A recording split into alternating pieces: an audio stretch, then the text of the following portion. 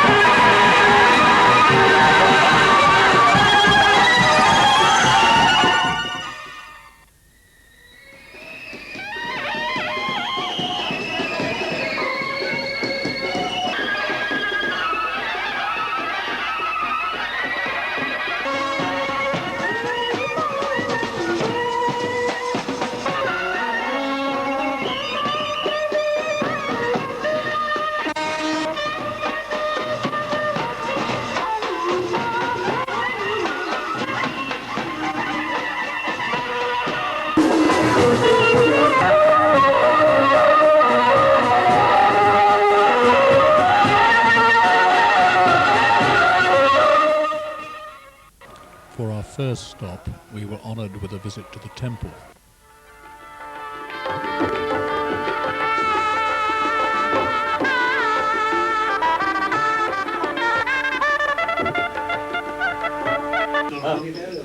Or if you want to demand something, also you demand.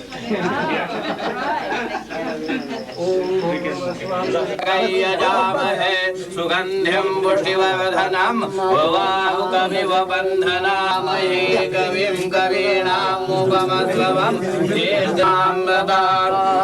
ॐ भद्रं कर्णेभ्यः शृणुयामि नमस्कार गवा नमस्कार ओमी सकल पूजा हळद कुंकू अक्षरा देवता ब्रह्मा बीजानंद सदति.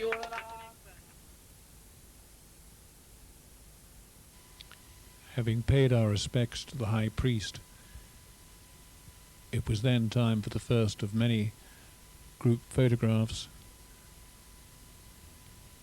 For the privilege of wearing turbans, some informal greetings, and the honor of planting trees, we were then summoned to the formal speeches of welcome at the Narayan Giri Hall.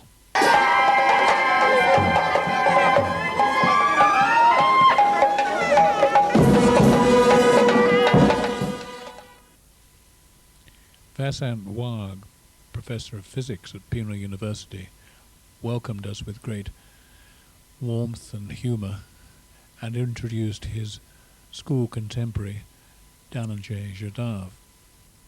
The Inspector General had remembered every detail of our activities in 1960, but had been too shy to come and talk to us. The great progress of Pusagan since our visit in 1960 was outlined by Sri Bhujpal of the Gram Panchayat. We then did our unprepared best to respond with the magnificently turbaned Peter explaining the interest in India in the UK in the 1960s. and going on to explain how it had come to choose the three villages of Pusagan, Aund and Carrigain. Tony, for his part, drew warm applause with his proposal to make available on the internet in due course the photographs of Pusagan taken in the 1960s.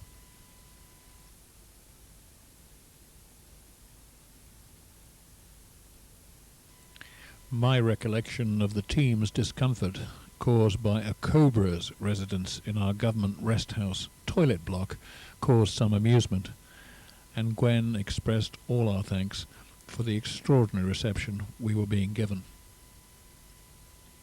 With the speeches over, we were then soon on our way to the Gram Panchayat, or local council offices, for an unexpected press conference.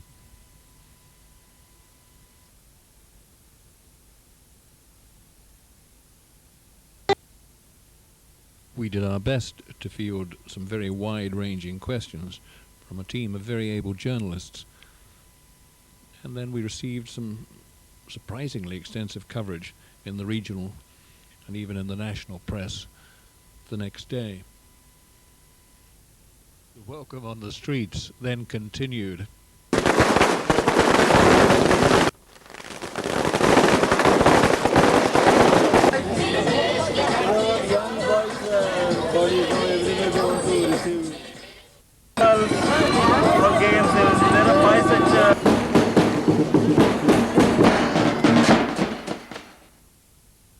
And this was our wonderful reception at the Pusagan Public School.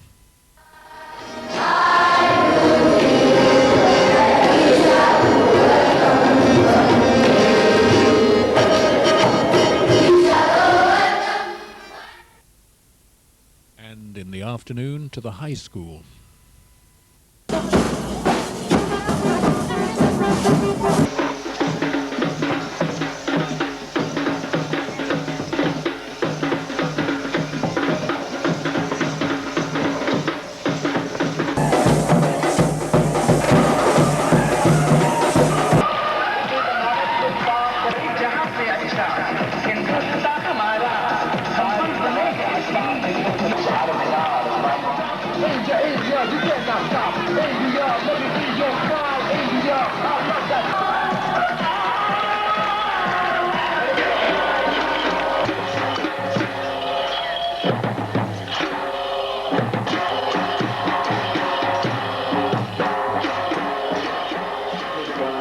And we thank you from the bottom of our hearts. Congratulations, you are a wonderful community and a wonderful school.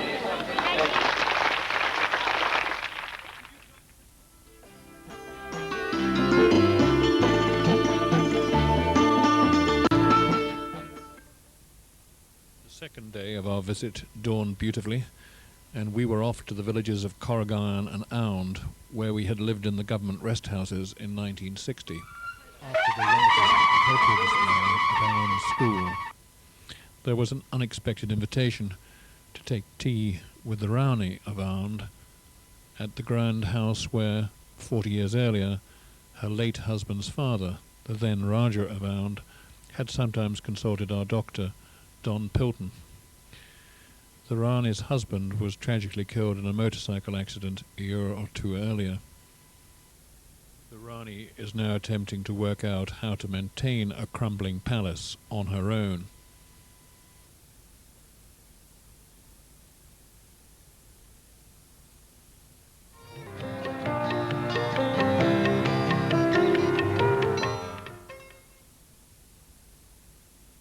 Later that evening, we were to enjoy a very special party at the home of Dhananjay and Sheila Jadhav, with Vera, Marion and Gwen generously provided with new saris for the occasion.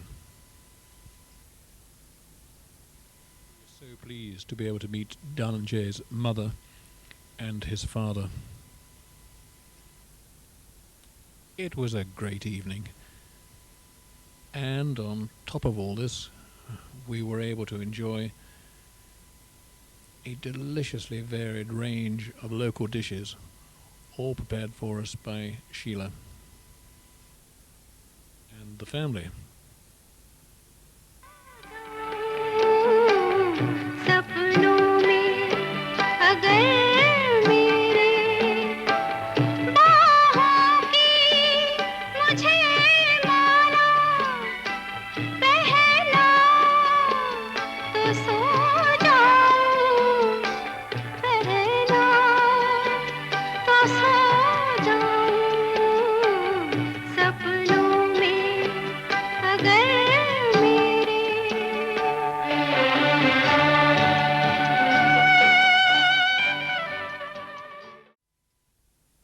As always, the Indian rural landscape is full of interest and vibrant colour.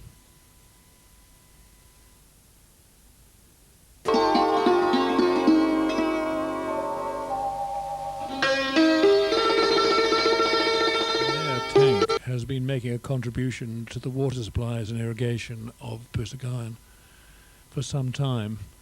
As this plaque records, some 15,000 labourers were employed as part of a famine relief scheme for its construction in 1881. But now it was time for a little lunch.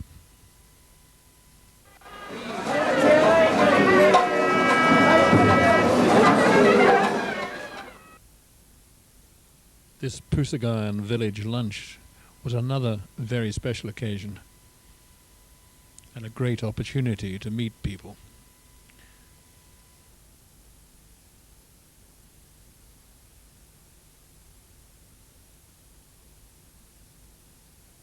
We marvelled at how such a delicious meal could be served to so many people with such great efficiency.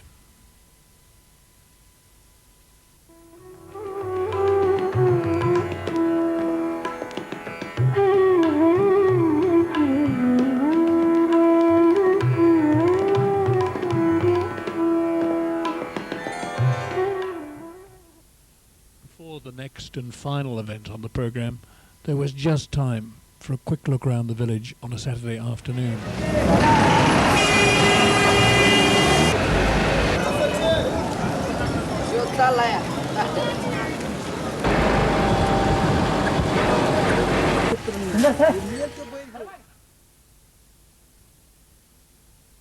And then on to the final event.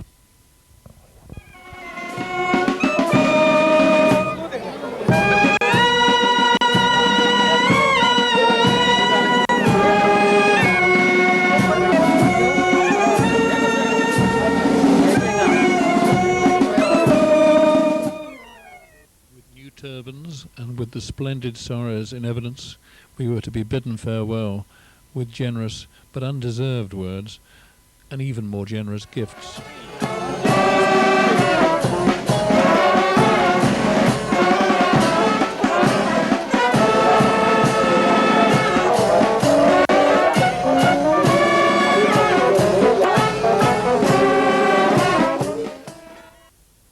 As we headed towards the platform, we all knew that we had been the fortunate recipients of 3 days of village hospitality that was extraordinary even in a country renowned for its hospitality to visitors.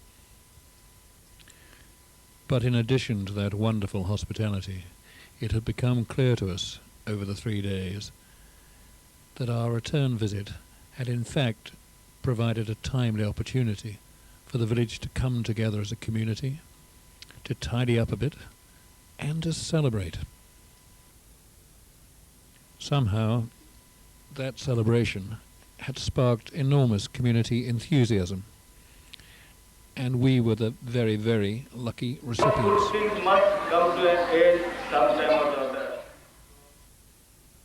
As we all finally stood for the Indian national anthem, our sense of gratitude to our hosts and to the village for our being at the centre of all this was, of course, just immense.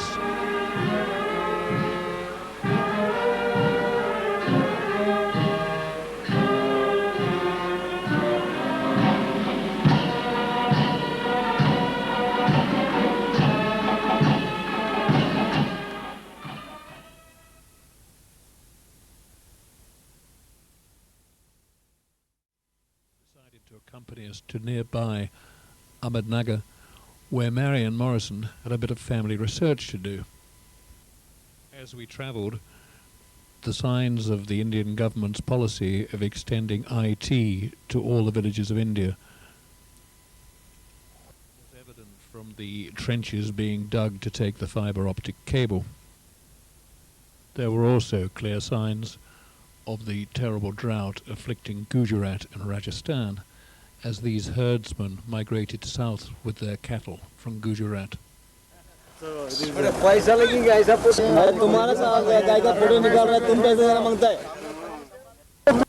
Then, armed with a photograph that included Marion's grandparents at a monument near Ahmednagar in 1919, we were off to visit that location. Actually, just to try and imagine what it really was like then, you know. I did wonder how they actually would have made the journey up here, because there were so many of them. A handful probably would have ridden.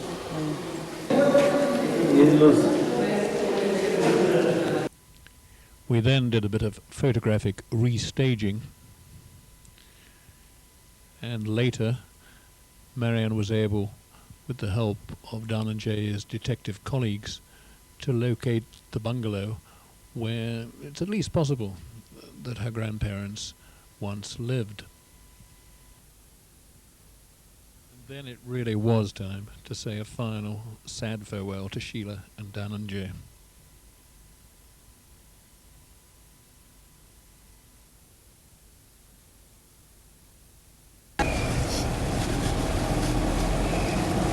Well.